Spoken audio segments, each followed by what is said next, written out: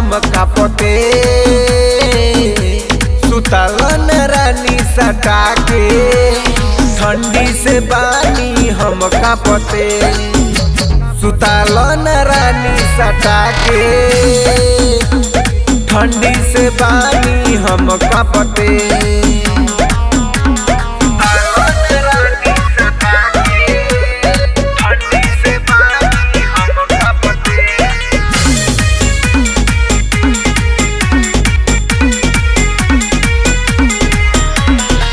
दहिया में रहब हम तोहके सटाइले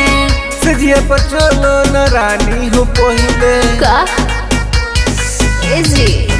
हाँ दहिया में रहब हम तोहके सटाइले सजिया पर चलो न रानी हो पहिले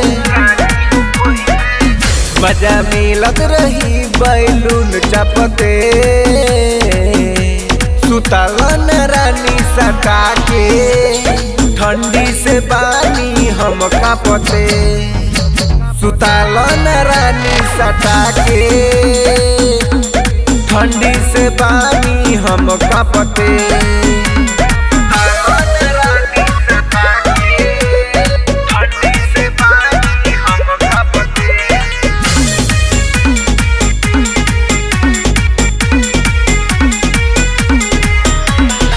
काम चलावा अब भर से तलहरी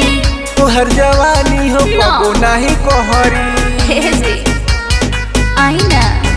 हाँ काम चलावा अब भर से तलहरी तोहर जवानी हो कबो नहीं कोहरी रही रबिन गुप्ता तो के ही पे ना पते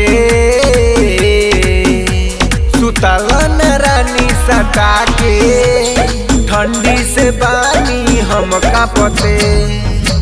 सुतलन रानी सटा के ठंडी से बानी हम कापते।